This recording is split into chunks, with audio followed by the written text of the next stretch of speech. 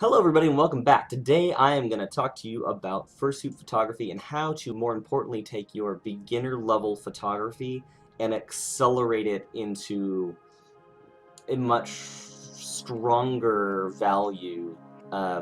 So it's taken me some like 100,000 photos plus to get to where I am now. I'll link my Flickr down below so you guys can all see the stuff that I've done. But I wanted to help all of the new people out there that don't want to invest that much time into it with all the simple things that you can do now to get better today or tomorrow or the next day and improve on everything.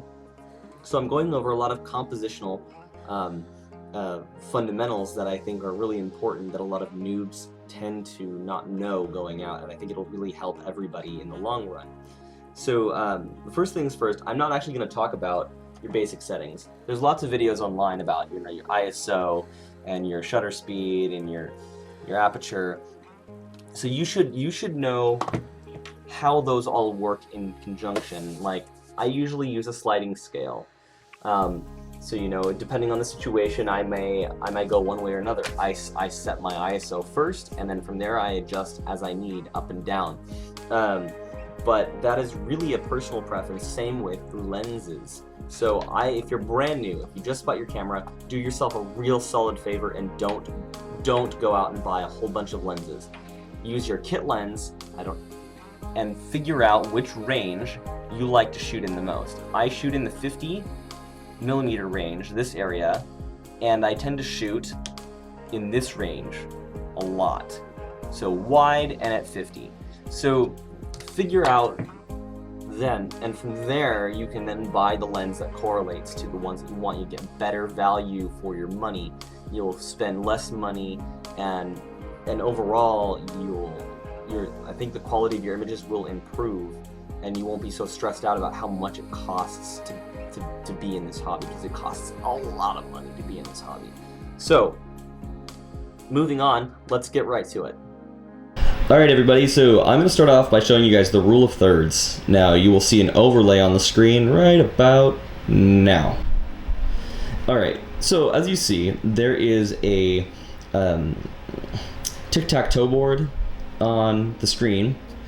And basically what that is each of these crosshairs, these points and intersections, are points of interest. Now if you keep your fursuiter dead center, it looks more like a mugshot, less like an interesting frame of reference. So for example, one of the things that you have to keep in mind is the background as well. So I have Einstein behind the fursuiter. Now if I could get you to take one step to the left. Yeah. And look more towards me. You get a much more open frame of reference, as you can see, just by having him shift off to the edge. So you can see also that his head and his head is more in line with the top crosshair as well. That generally is this is generally the first thing that you learn in basic photography. So if the one thing that you do, and the only thing that you do out of this video, is you just shift your subject off to the side of the image and open up the background, you'll get a much more interesting photo as a result. Alright, so the next thing I want to talk to you guys about is something called leading lines. And as you can see, my fursuit friend down this direction, he is standing at the end of a hallway. As you can notice, there's more to this picture than just that suitor.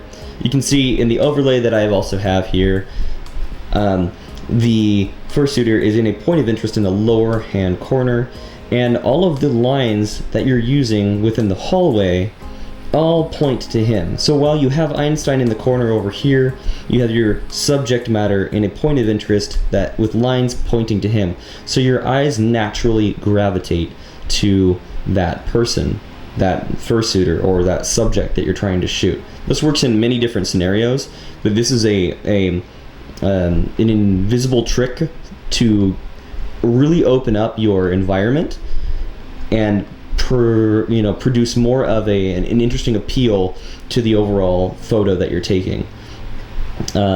And that is basically it. You can see the overlay that I'm going to be showing up right here of all of the general lines that point to the subject matter.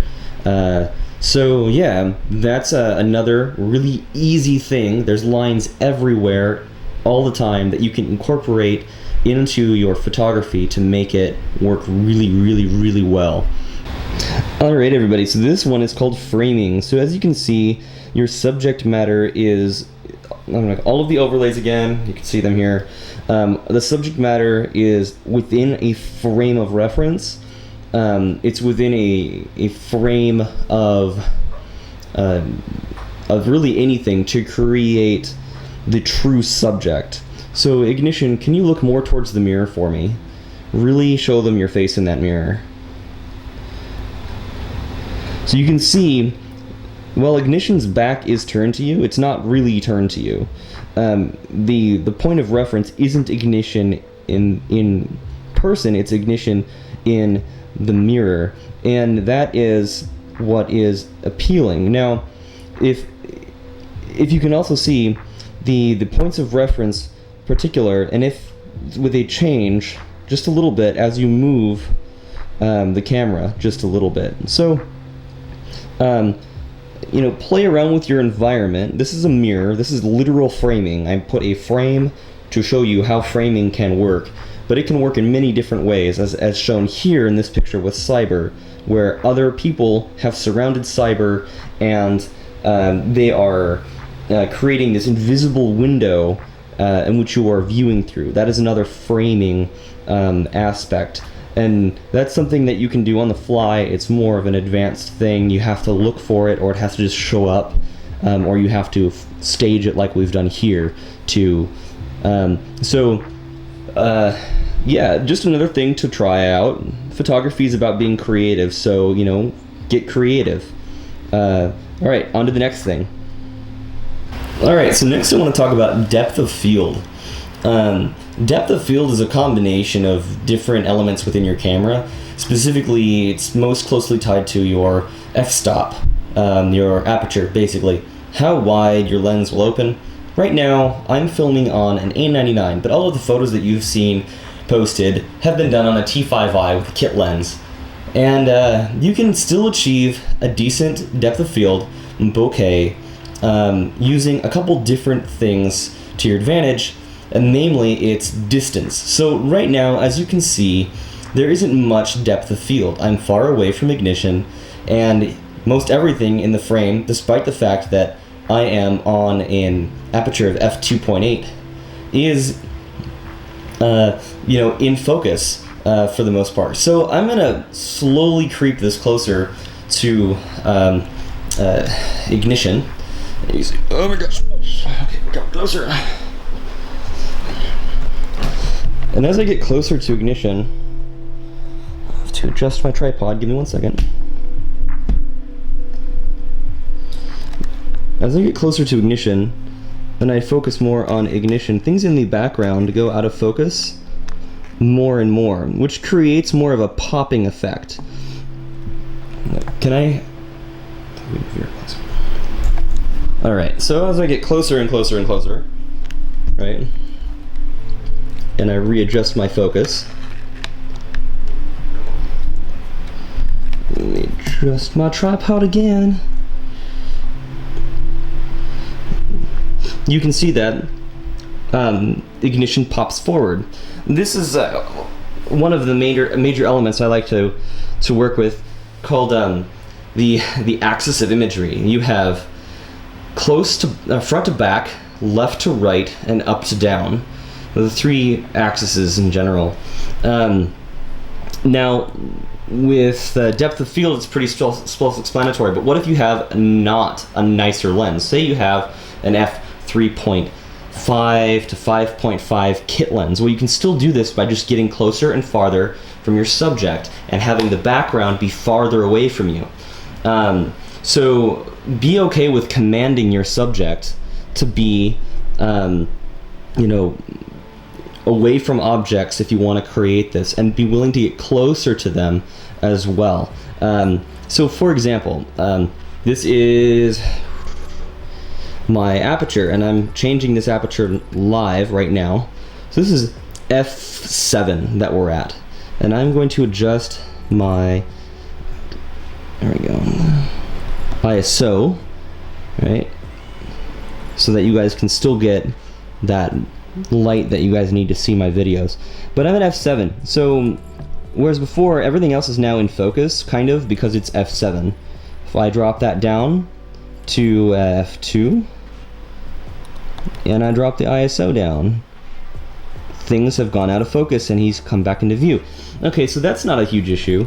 You know, if you have say ISO 800, for example, and f3.5, this is what that looks like. It's not much different. You just have to get closer to your subject, and you have to let the background pop farther away from you. I'll link a calculator below to determine that, how it will work with each camera and lens that you have.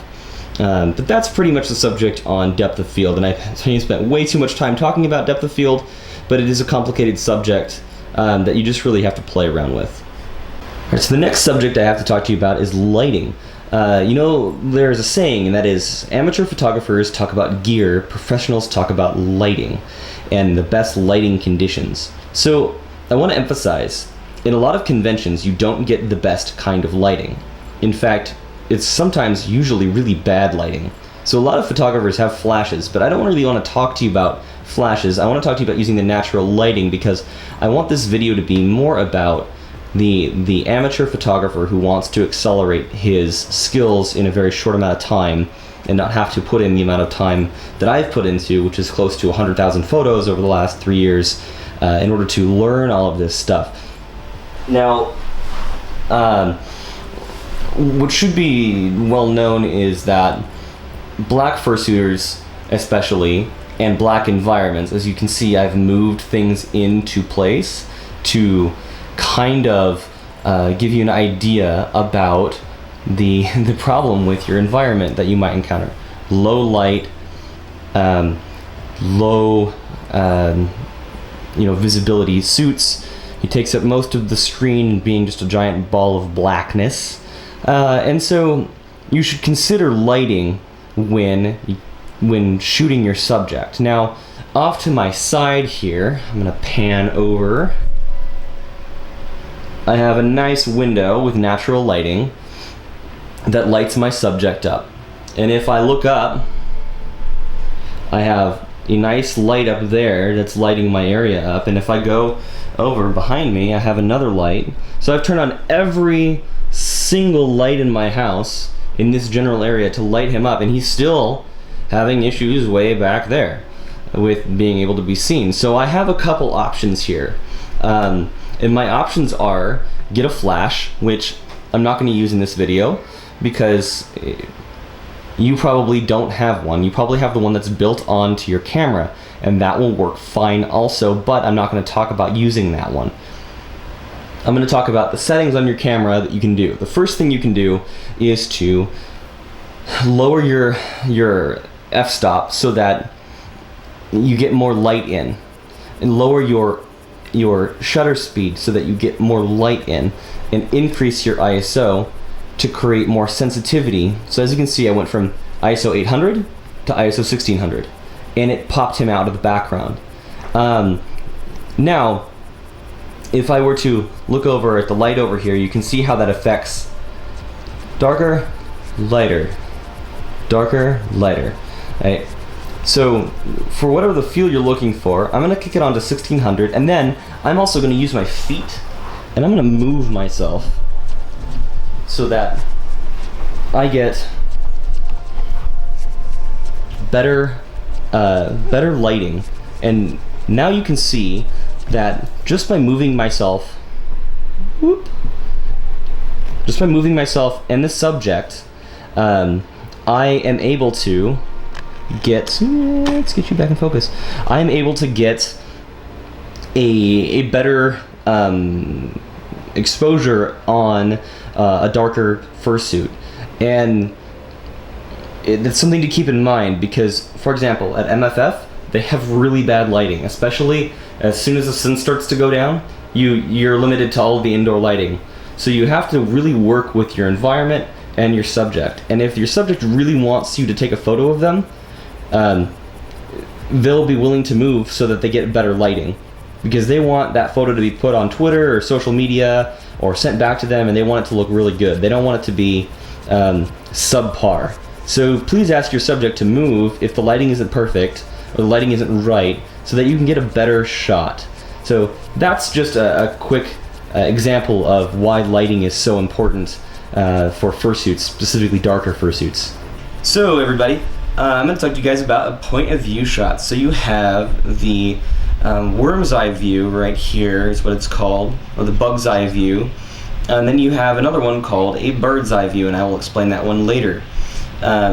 You have close-ups and far backs. I could go on and on about all this stuff, but I'm going to go about the typical ones that the people like to see within the furry fandom. So this is called a bug's eye view shot. So as you can see, my camera is face down, really, really wide, and it's pointing up. This gives a feeling of power, and yeah, so you can get really, really, really dramatic shots from grumpy looking suits, or you can invoke a sense of powerfulness in your subject. So Ignition, can you give me your best grumpy, like I'm the man pose right now? Yeah, so as you guys can see if I can find the point on my thing here where I can make this go. I will get this much, much better. There we go. So you guys can see right here, there is a sense of power going on in this shot. Now, as I was saying before, I've been taking all of my photos on this camera right here. All the photos you've been seeing on this whole video have been done on that camera, not this one that I'm showing you.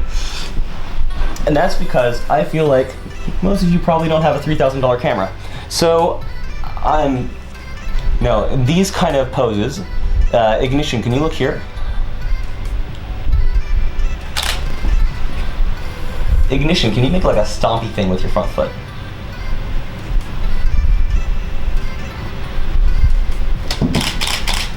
Okay, so you guys can see this a little bit better with the photos that I just took. Alright, so that's called a bug's eye view. Now we're going to work on a bird's eye view. Alright, this is a bird's eye view now we've got going on here. As you can see, Ignition is on the ground, basically, and we are pointing down from the top up. This creates a sense of, shyness or smallness. You can really use it really good for cuter suits, cuter subjects. It turns out really, really well. Makes them look smaller, makes strong fursuits look inferior. You know how that works. So, yeah, that's pretty much it for bird's eye view. You can make big things look smaller, and it gives a different feeling overall. So yeah, everybody, give it up for Ignition. He's been such a great help. All of the photos that you have been seeing have basically been from his personal camera. I've been taking them for him. And yeah, he's also starting out, amateur photographer, just getting to know the ropes. And it's been a lot of fun. So thanks for joining us. This is the jumpstart guide to how to get better at fursuit photography, and get better at photography really fast. So anyway, if there's one thing you do, and don't know if you've noticed it, but the entire time I have offset Ignition. If it's the one thing you do, offset your subject and open up the environment. All of the other stuff you can practice as you go, but it's all about having fun, and it's all about being creative. So enjoy and have fun taking photos. I'll link my Flickr down below, and remember to like and subscribe. Follow me on Twitter at BlazeCollie, and remember to follow this guy here. The owner is Night Dragon, and I'll link his Twitter below as well. You can see more of Ignition, and hopefully you guys will have fun taking photos. Have a good one, everybody. Later.